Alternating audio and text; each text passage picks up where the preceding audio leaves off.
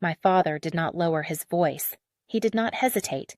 He lifted the old yellowed passbook high enough for the entire room to see, smiled into the microphone, and said, "Trash belongs with trash." Then he dropped it straight into the bucket of ice and champagne at my feet. The sound was soft, a wet slap, but the laughter that followed was loud enough to crack something open inside me. I did not scream. I did not cry. I did not say a word. I stepped out of my wedding reception in silence, carrying something far heavier than humiliation. And 3 days later, a bank teller looked at that same ruined book and whispered, "Ma'am, please do not leave." The ballroom smelled like roses and melted butter, white linens, crystal glasses, everything polished to reflect the kind of life my father believed our family represented: generational respectability, control, appearances. It was my wedding day, but it felt like a performance staged for him. I stood near the head table in my dress, ivory satin, long sleeves, conservative by design. My grandmother had helped me choose it. "You do not need sparkle," she had said, her hands trembling as she smoothed the fabric. "You already survived harder things." She sat 2 rows back, now small and folded into herself, a pale blue cardigan draped over her shoulders like armor that no longer fit. Her eyes met mine once briefly. She gave me the smallest nod. When it was time for the speeches, my father rose first. Of course he did. He always spoke first. He adjusted the microphone, waited for the room to quiet, and smiled the way men do when they believe silence belongs to them. He talked about legacy, about family values, about discipline. He mentioned my service in the U.S. Army only once, and even then it sounded like a footnote. "She always needed structure," he said, chuckling. The room laughed politely. Then my grandmother stood. There was a soft murmur as people realized she was moving forward. She was not on the program. She never was. My father frowned slightly, but he did not stop her. He liked to appear magnanimous. She reached me slowly, her steps careful, her hand gripping a small object wrapped in a handkerchief. Up close, I could see the veins beneath her thin skin, the faint bruise on her wrist from where she had bumped the counter that morning. "For you," she whispered, pressing it into my palm. Her voice shook, but her eyes did not. "Your grandfather wanted you to have it." I unfolded the cloth. Inside was an old passbook. The cover was cracked, the edges soft with age. The paper smelled faintly of dust and time. It was not pretty. It did not match the room. It did not belong in a place where money wore tuxedos. I felt my father step closer before I heard him. "What is that?" he asked into the microphone, his tone light, curious. "Dangerous." I did not answer fast enough. He reached out and took it from my hands. The room leaned in. He flipped it open once, twice. His mouth twisted, not in confusion, but disgust. "This," he said, holding it up. This is what we are doing now." A few uncomfortable laughs scattered across the tables. "An old savings book," he continued. "From the 1970s. He shook his head, smiling like a man indulging a child's fantasy. "We have moved on from this kind of thing." He looked down at the champagne bucket beside the podium. Ice cubes floated in pale gold liquid, condensation pooling on the floor beneath it. "Trash belongs with trash," he said clearly. And then he let go. The book fell into the ice. There was a collective gasp, followed by laughter. Not cruel, not kind. The kind people use to stay safe. I stared at the bucket. The passbook floated for a second before sinking, pages blooming open like a wound. I did not think. I knelt. Cold bit into my fingers as I plunged my hand into the ice water, soaking through the lace at my cuffs, up my sleeve, into the lining of my dress. Someone murmured my name.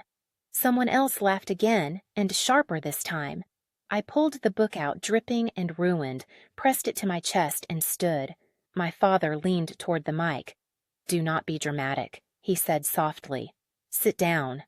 I did not look at him. I did not look at anyone. I turned and walked out. Outside, the evening air was cool and smelled like cut grass and distant ocean. I stood under the portico, my dress heavy with water, my hands numb. The sounds of the reception leaked through the doors. Music restarting, voices rising, the world correcting itself now that I was gone. My grandmother came out minutes later. She did not touch me. She just stood beside me. "I am sorry," she said. I shook my head. "Do not be." She looked at the wet book in my hands. "He never opened it," she said quietly. Neither did I. That night, I went home without changing. I laid the passbook on the kitchen counter and watched the pages dry into stiff, wrinkled shapes. I did not cry. The Army teaches you how to hold still when everything inside wants to fracture. 3 days later, I walked into the First National Bank downtown. The lobby was marble and hush. Polished shoes whispered across the floor. I wore jeans, boots, a plain coat I had bought secondhand years ago. I carried the passbook in a clear plastic bag, sealed tight like evidence. The teller was young, early 20s. She took the bag with 2 fingers, her expression carefully neutral. "I would like to check the balance," I said. "It was a gift." She nodded, already typing, her eyes flicking once to the warped pages. I could see what she expected. An error, a 0, something easy. Then she stopped. Her fingers hovered over the keyboard. She blinked, leaned closer to the screen. The color drained from her face. "Ma'am," she whispered, standing abruptly. "Please do not leave. Just a moment." She disappeared through a side door. People began to look at me. I stood there, holding the counter, feeling the same calm I had felt on patrol overseas when the radio went quiet. And you knew something was wrong. I had walked out of my wedding carrying trash. I was about to learn what it was really worth. The waiting area smelled faintly of lemon polish and old paper. Somewhere overhead, an air vent hummed steadily, a sound so controlled it felt deliberate. I stood at the counter where the young teller had left me, my hands resting flat on the cool stone, the plastic bag with the passbook between them. People pretended not to stare. A man in a gray suit shifted his briefcase from one hand to the other. A woman near the door glanced at her phone, then at me, then back to her phone. The quiet was not hostile, it was curious. The kind of attention that settles on you when something has gone slightly, unmistakably wrong. I did not move. In the Army, you learn early that panic wastes oxygen. You learn how to breathe when your body wants to run, how to hold your posture when every nerve is lit up. Standing there in that bank lobby, I felt the same tightening in my chest I had felt before missions when the plan fractured and you had to wait for new orders. The side door opened again. The teller returned, but she was not alone. Behind her walked a man in his 50s, silver hair, neatly combed glasses perched low on his nose. He wore the calm authority of someone used to delivering decisions, not asking permission. Another man followed, taller, younger, dressed sharply in a tailored suit that looked too expensive for a branch office. They did not look at the passbook first. They looked at me. "Miss," the older man said, his voice low and controlled. "Would you mind stepping with us into a private room?" I nodded. He gestured down a short hallway. The teller trailed behind us, her hands clasped so tightly I could see the tendons standing out in her wrists. The room they led me into was small but elegant. A heavy wooden table, 2 leather chairs, framed certificates lining the walls. It smelled like dust and ink and something metallic, the way old buildings always do when they have been holding secrets for decades. "Please," the man said, pulling out a chair. "Have a seat." I sat. He placed the plastic bag gently on the table as if it were fragile. "I am Daniel Whitaker," he said, "branch manager. This is Thomas Reed, our regional director." The younger man inclined his head, his eyes never left the bag. "Before we proceed," Whitaker continued, "I want to ask you a simple question." He paused, giving the words weight. "Do you know what this account is?" I considered lying.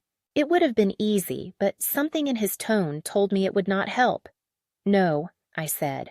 "I was told it was a savings account. My grandmother gave it to me." He nodded slowly. "And your grandmother's name?" "Margaret Hale." That did it. Reed exhaled sharply through his nose.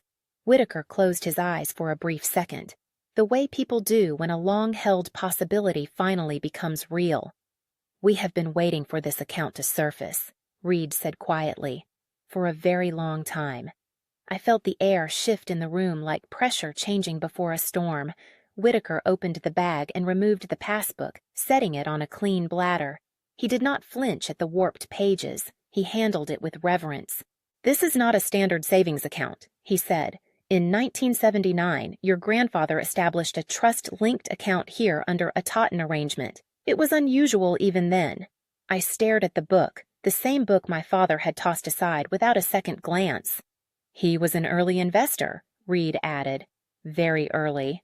He reinvested every dividend, never touched the principal." Whitaker slid a folder across the table toward me. "We have maintained the account under internal watch due to inactivity and its structure, but without a claimant, we could not release information." He opened the folder. Inside was a single page. Numbers filled it. I read them once, then again. The total sat there unadorned, no commas to soften it, no explanation to ease it into my understanding. I did not gasp. I did not speak. My hands went numb. Reed watched me carefully. "Are you all right?" "Yes," I said, and it was true. Shock for me did not look like chaos. It looked like stillness. "That amount," Whitaker said, "is fully vested, legally payable to you upon your grandfather's passing, which, according to our records," he hesitated, "occurred 12 years ago." My throat tightened. "No one contacted us." Reed shook his head. "The trust was sealed. Your grandfather anticipated interference." I knew exactly what kind. "Is there anyone else listed?" I asked. "No," Whitaker said. "Only you." The room felt suddenly too small. My father's voice echoed in my head. "Trash belongs with trash." He had held millions in his hands and dismissed it because it did not look impressive enough, because it came from someone he had already decided was irrelevant. I looked at the passbook again, the wrinkled pages, the faded ink, the quiet patience of it. "This changes things," Reed said carefully. "We will need to move forward with verification, of course." But he smiled faintly. "Congratulations, Miss Hale. Your grandfather was very deliberate." I nodded once. As they stepped out to retrieve additional documents, I leaned back in the chair and closed my eyes. And just like that, I was not in a bank anymore. I was 10 years old, standing barefoot on a kitchen tile floor, holding a broken plate while my father watched from the doorway. He had not yelled then either. He never needed to. Silence was his weapon. Disappointment sharpened into control. "Clean it up," he had said, "and be more careful next time." I had learned early that survival meant obedience, that being small kept you safe. The door clicked open, pulling me back to the present. Whitaker returned with a thicker file this time. "We will proceed at your pace," he said. "There is no rush." I met his eyes. "There will be." I left the bank an hour later with copies of documents sealed in an envelope. Outside, the city moved on as if nothing had changed. Cars passed, people laughed, a dog barked somewhere down the street. I sat in my car for a long moment, the envelope on the passenger seat, the weight of it pressing into my awareness. I did not call my husband. I did not call my grandmother. I did not call my father. I started the engine and drove home because I knew one thing with absolute certainty. Now, if my father found out what that book really was, he would not laugh. He would come hunting. The drive home blurred into muscle memory. Turns I had taken 100 times before. Red lights, green lights, the quiet discipline of staying between the lines. When I pulled into the driveway, the house looked the same as it always had. Small, clean, unremarkable. The kind of place that never hinted at the storms it had taught me to endure. Inside, I placed the envelope on the kitchen table and did not open it again. I did not need to. I could still see the numbers when I closed my eyes. They hovered there, unreal and heavy, like coordinates to a destination I had not decided to reach yet. I made coffee, not because I needed it, but because routine steadied me. The kettle whistled, and with it came a memory so sharp it almost made me flinch. I was 12, standing in my father's study, the smell of leather and aftershave thick in the air. He sat behind his desk, fingers steepled, watching me like I was a problem he had not yet solved. My grandmother stood near the door, hands folded, eyes downcast. "You embarrassed me," he said calmly. "I did not know how. I still didn't." "I asked you a question at dinner," he continued. "You hesitated. That tells people you do not know your place." I nodded. I always nodded. "Go to your room," he said. "Think about how you represent this family." That was how he punished me. Not with bruises, but with absence. With the withdrawal of approval I had been trained to crave. The kettle clicked off. I poured the water and watched the steam rise, then fade. Growing up, my father was a man who believed in order above all else. Order in his house, order in his business, order in his children. He had built his life brick by brick, and he expected us to fit neatly into the structure he designed. My brother did. He mirrored my father's confidence, his appetite for attention. He learned early that being loud earned protection. I learned something else. I learned that silence made me invisible. When I enlisted, my father did not object. He framed it as pride, told people I was finding discipline. But I knew the truth. The military appealed to him because it promised control over me without requiring his presence. Someone else would give the orders. Someone else would shape me. What he did not understand was that the Army did not teach me obedience. It taught me discernment. It taught me the difference between noise and threat, between authority and arrogance, between reacting and choosing. Those lessons came back to me now as I sat alone at the table, the envelope untouched. My phone buzzed. His name lit up the screen. I let it ring. It buzzed again a few minutes later, then again. On the fourth call, I answered. "What is it?" I said. He did not bother with pleasantries. "You left," he said without saying goodbye. "I did." "You humiliated me," he snapped, "in front of my guests." I pictured him in the ballroom, straightening his jacket, smoothing the moment over the way he always did, turning discomfort into a story where he was still in control. "You humiliated yourself," I said quietly. There was a pause, a recalibration.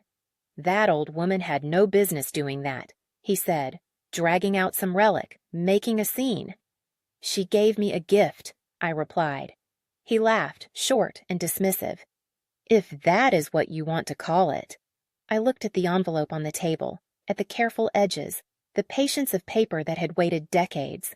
"Did you ever ask what was in it?" I asked. Another pause, this one longer. "It was garbage," he said. I could tell by the look of it. "Because it did not look expensive," I said. He scoffed because I know value. I closed my eyes. "That is all," I said. "Goodbye." I hung up before he could respond. That night, I went to see my grandmother. Her house was small and warm, filled with the smell of lavender and old books. She sat in her armchair, hands folded in her lap, eyes lighting up when she saw me. "You came," she said softly. I knelt in front of her. "Why didn't you tell me?" She smiled sadly. "Your grandfather wanted it that way. He said power is safest when it waits." I swallowed. "He knew." She nodded. "He saw how your father treated you. He wanted you protected." I took her hands in mine, feeling how fragile they were. "I will not let him touch it," I said. "I know," she replied. "You were always the strong one, even when you were quiet." Driving home, I felt something settle into place. Not anger, not fear.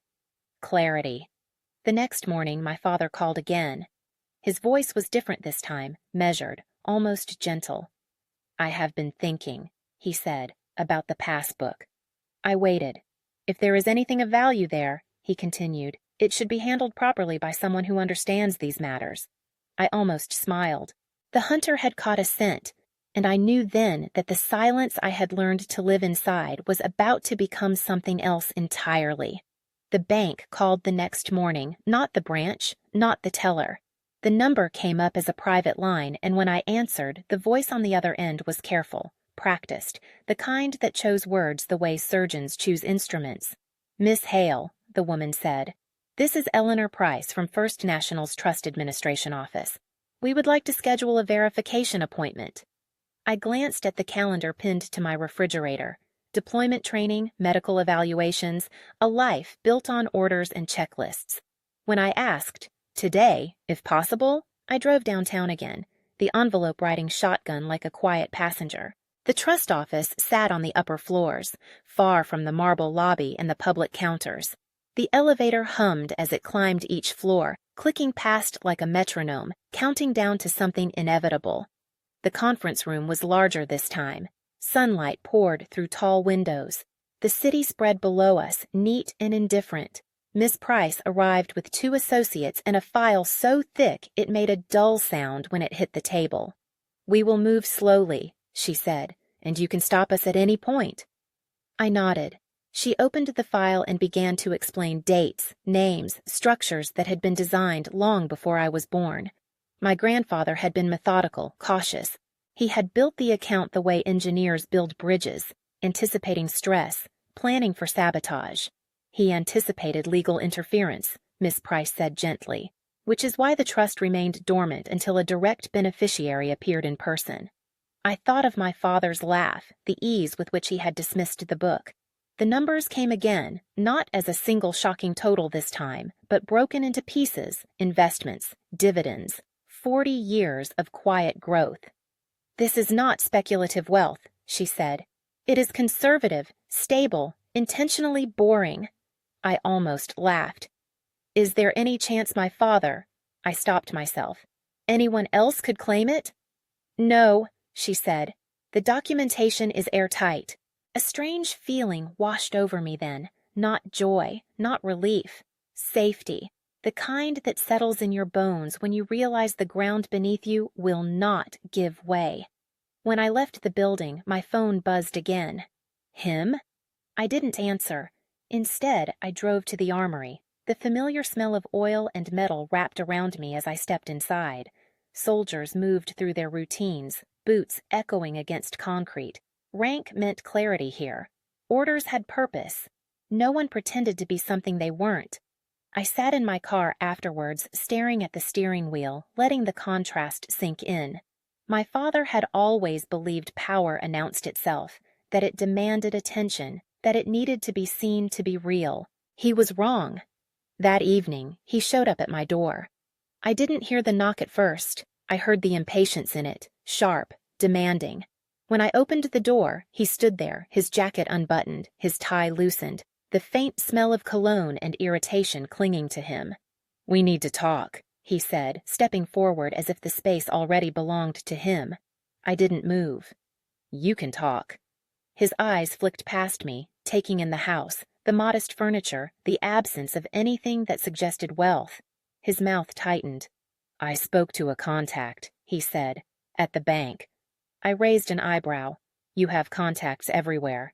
"Yes," he said sharply, and one of them mentioned an old account resurfacing. I waited. "If there's money involved," he continued, "this isn't something you should be handling alone." "There it is," I said quietly. He frowned. "There, what is? Is this the part where you decide I'm incapable?" His jaw set. "This isn't about you. It's about responsibility. It's about control." I corrected. He laughed, but it was thinner than before. "You're being emotional." I stepped back and opened the door wider. "Come in." He hesitated, surprised. Inside, he paced while I sat at the table. He talked about lawyers, about taxes, about how easily things could go wrong if mishandled. "You don't understand the risks," he said. "Federal oversight, audits, exposure." "I understand risk," I replied. "I live with it." He stopped pacing, looked at me fully for the first time. "You don't have the experience," he said. "I do." I folded my hands. "Is that why you didn't read the Passbook before you threw it away?" The silence was immediate. "What?" he asked. "You never opened it," I said. "You never asked what was inside." His eyes narrowed. "Because it was nothing." I met his gaze. It wasn't. The air shifted.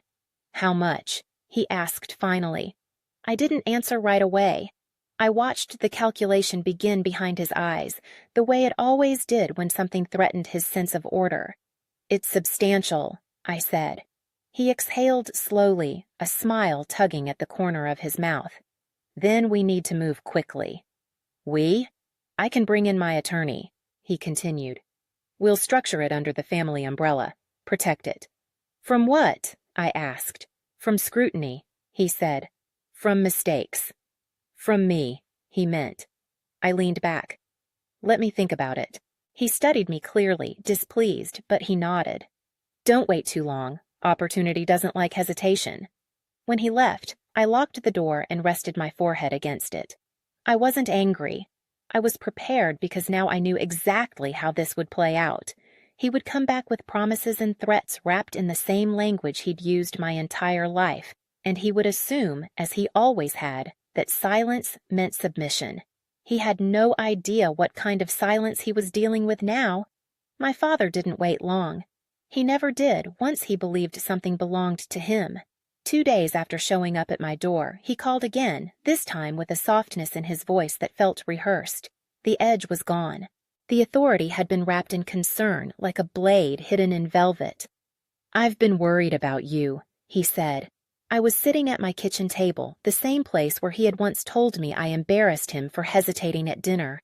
The envelope from the bank lay in a drawer now, out of sight, but not out of mind. I'm fine, I said. I know this must feel overwhelming, he continued. Money has a way of doing that, especially when it comes out of nowhere. It didn't come out of nowhere, I replied. It waited. A pause. He didn't like that answer. I've spoken to a tax attorney, he said, pressing on. Someone very discreet. He agrees the situation needs careful handling. I pictured the attorney he'd chosen, one who knew how to blur lines, one who understood how to make things disappear. I didn't ask you to, I said. No, he agreed, but I'm your father. It's my responsibility.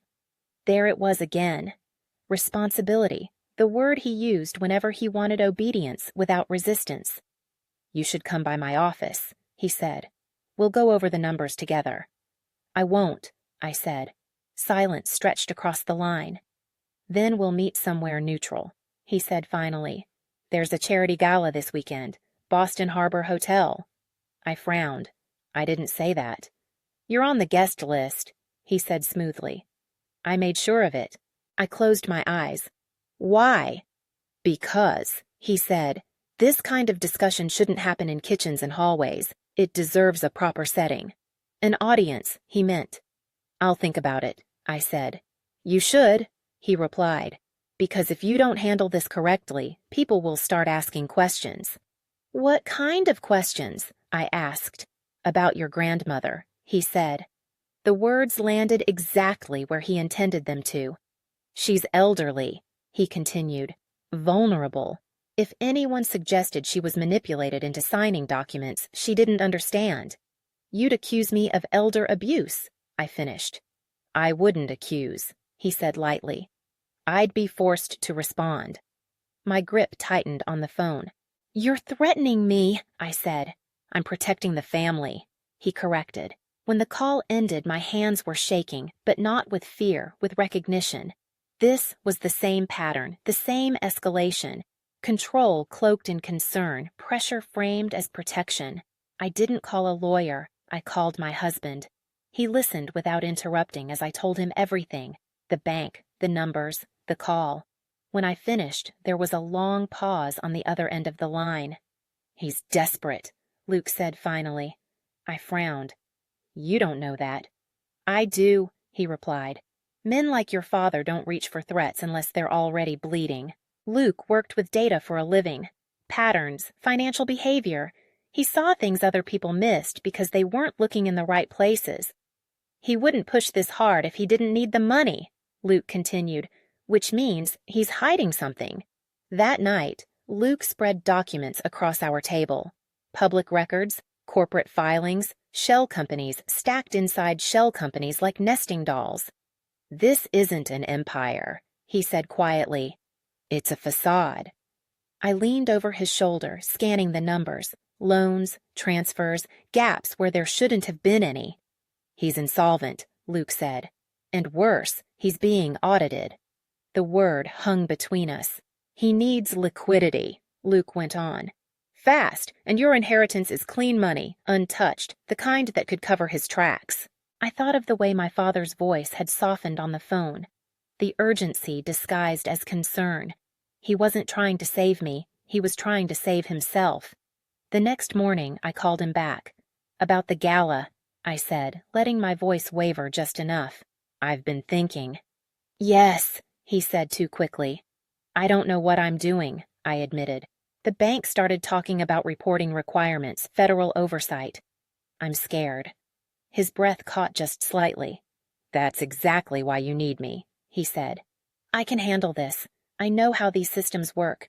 I don't want trouble," I whispered. "And you won't have any," he said, "if you trust me." Trust, the word tasted bitter. "What would we do?" I asked. "We'd consolidate," he said. "Move the assets under the family trust. It's clean, legal, efficient. And the taxes?" I asked. "I'll make them disappear," he said. "I always do." There it was. The confession he didn't realize he was making. "Saturday," he said. "At the gala, we'll sign everything in the VIP suite before the speeches. I'll announce a major expansion. It'll look legitimate." He wanted the spotlight, the validation, the illusion restored. "Okay," I said softly. "I'll be there." He exhaled, satisfied. "You're doing the right thing." When I hung up, Luke looked at me across the table. "He took the bait," I said. Luke nodded.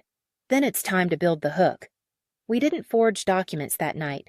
We designed a trap, one that relied on my father's favorite weakness, his certainty that I would never be the threat. The ballroom at the Boston Harbor Hotel glowed like a promise that had never intended to be kept. Crystal chandeliers spilled light onto marble floors, linen-draped tables hummed with old money and careful laughter. Men in tailored suits leaned close to one another, trading favors disguised as compliments.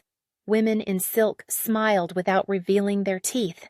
Every inch of the room was designed to say stability, success, control. My father thrived in places like this. I arrived at 7:58 p.m. Not early, not late, precise. I wasn't wearing my uniform. I wasn't wearing anything that announced authority. I wore a simple black dress, structured and restrained, the kind of elegance that didn't beg to be noticed. The only thing different about me was the way I walked, straight through the room, not around it. I saw him immediately. He stood near the stage, laughing too loudly, one hand on the shoulder of a local councilman, the other gesturing broadly as he spoke. His confidence radiated outward, a force field that pulled attention toward him. This was his element, the place where he believed nothing could touch him. When his eyes landed on me, his smile sharpened. He excused himself and crossed the room, greeting donors along the way like a king making rounds. When he reached me, he leaned in, his voice low and practiced. "You're late," he said. "Do you have it?" I nodded and handed him the folder. Blue leather, clean edges, the kind of presentation that calmed men like him. His fingers closed around it with visible relief. "Good," he said. "We'll go upstairs." The VIP suite overlooked the harbor, glass walls framing the dark water like a painting. A single desk stood near the window, documents laid out neatly, pens aligned with deliberate care. Luke had done his homework. My father didn't sit. He didn't read. He skimmed headings the way men do when they're already convinced of the outcome. "This puts the assets under the family trust," he said, flipping pages. "Power of attorney, sole trustee authority. Yes, this is clean. Do I need to sign anything?" I asked, keeping my voice small. "No," he said, waving a hand. "Just me. You're transferring responsibility." Responsibility again. He picked up the pen. A smarter man might have noticed the title, Affidavit of Historical Financial Management and Sole Liability. A careful man might have questioned why the dates stretched back 20 years. A cautious man would have wondered why the appendix listed entities he barely remembered. My father was none of those things. He signed. The pen scratched across the paper, bold and confident. His name looked the same as it always had, large, certain, unquestioned. "There," he said, handing the folder back to me. "It's done." He straightened his jacket and glanced at his watch. "I need to get to the stage, big announcement." He didn't wait for my response. I stepped aside as he left the suite, the folder warm in my hands. My heart wasn't racing. My breath was steady. This was the calm that comes after months of preparation when action finally replaces anticipation. I pulled out my phone, took a single photograph of the signature page, and pressed send. 3 miles away, Luke received it. Within seconds, the affidavit was attached to a whistleblower complaint already loaded into a federal portal. Every entity, every date, every signature my father had just claimed as his own. Downstairs, the lights dimmed. My father took the stage. "Ladies and gentlemen," he began, spreading his arms wide. "Tonight, I'm proud to announce a historic expansion of the Hale Family Foundation, a commitment of $12 million to the future of this city." He smiled as he said it, the smile of a man unveiling his legacy. Behind him, the massive LED screen flickered. The foundation logo vanished. In its place appeared a seal, bold, unmistakable. "Department of Justice, Federal Asset Seizure in Progress." The applause collapsed into silence. My father turned, confused rather than afraid. He looked back at the screen, then out at the room, as if waiting for someone to laugh.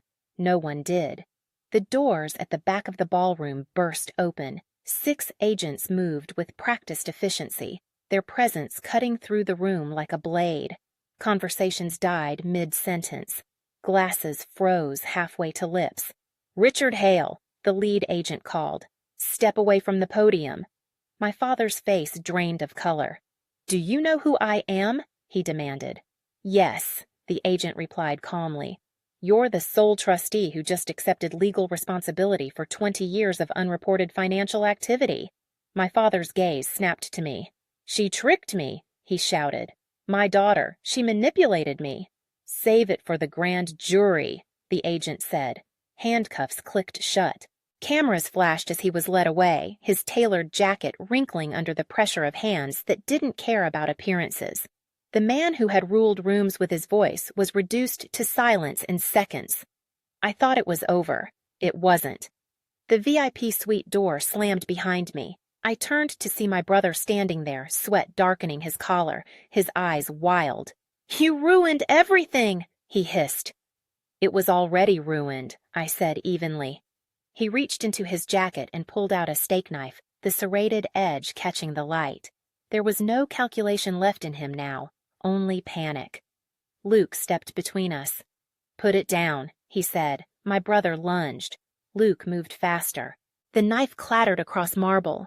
My brother cried out as his wrist twisted at an angle it was never meant to reach. He sank to the floor, sobbing, not from pain, but from the sudden realization that he was nothing without my father's shadow. Agents arrived seconds later. When the room was finally empty, I stood alone by the window, looking out at the harbor. The water moved the way it always had, indifferent to human collapse. My father had believed power was loud. He had been wrong. It was patient, and tonight it had spoken. 3 weeks later, the harbor smelled like salt and rain.